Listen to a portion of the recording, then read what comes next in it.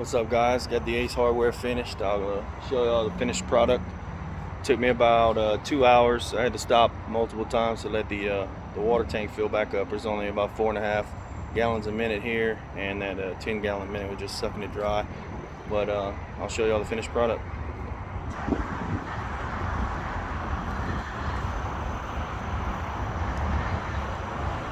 Just sprayed the post treat down, so the line should be clearing up.